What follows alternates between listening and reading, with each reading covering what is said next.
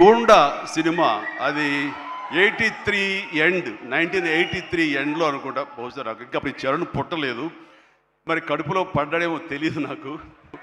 ఆ cinema timing అది తెలీదు. ఆ సినిమాలో ఒక ట్రైన్ కింద నేను హ్యాంగ్ అవుతూ ఆ రాడ్డు పట్టుకుని క్రాల్ అవుతూ పాకుతూ వెళుతూ ఉంటే, రన్నింగ్ ట్రైన్లో ఒక 30-35 కిలోమీటర్ స్పీడ్లో వెళ్తూ ఉంటే కెమెరాలు 4 పక్కల ఫిక్స్ చేసేసారు.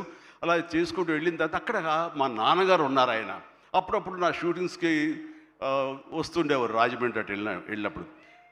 ఆయన చూసిన తర్వాత ఎందుకో కడుతారు, ఏ డూపో లోపల పడుకుంటాడేమో అనుకుంటే నేనే పడుకునేసరికి నాన్న కంగారు పడ్డారు.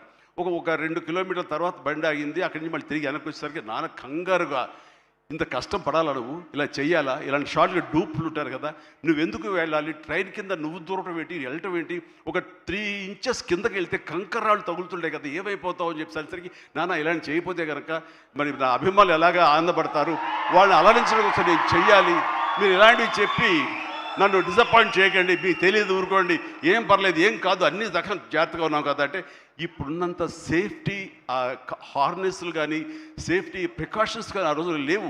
మన చేతి బలంతో హ్యాంగ్ అవుతూ వెళ్ళాలి.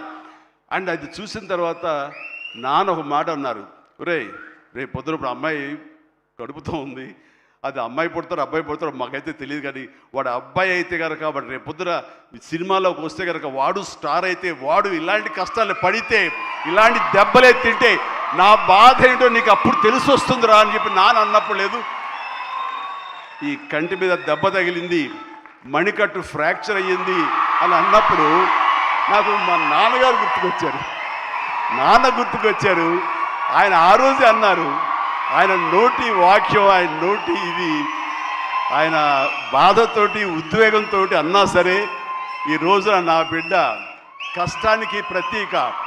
ఏది ఈజీగా రాదు, nothing is short cut, nothing comes, అడ్డదారులు ఏది రాదు, ఆ కష్టపడితేనే వస్తుంది. ఎస్, అలా కష్టపడ్డాడు. ఈ సినిమాకి అంత మన్నలను పొందారు మీరందరి చేత. ఈ రోజున పెద్దయే అనిపించుకుంటున్నాడు, రామ్ చరణ్ కాదు అనేలాగా ఉంది అంటే కనుక అది చాలు. ఆ బిడ్డకు ఆశీస్సులు మీ అందరి నుంచి. ఇలాగే ఉంటాం మేము, ఎప్పుడు కష్టపడ్డ ఒకటే నమ్ముకున్నాము, కష్టపడతాం తప్ప ఏది షార్ట్ కట్లో కావాలని కోరుకోవు, ఒళ్ళు వంచి పనిచేస్తాం. ఈ రోజుకి అదే. ఈ రోజు కూడా చిరంజీవి గారు మీరేంటి 2 పూటలు ఇంకా ఎక్సర్సైజ్ చేస్తారంటే, అవకాశం ఉంటే 2 పూటలే చేస్తాను, బట్ ఒక పూట మాత్రం చాలా ఖచ్చితంగా చేస్తాను. ఇద్దరం జిమ్లో ఒకరు పోటీ పడుతుంటాం అనమాట. మరి సరదాగా పర్సనల్ విషయాలు మీతో షేర్ చేసుకోవడం ఆనందంగా ఉంది.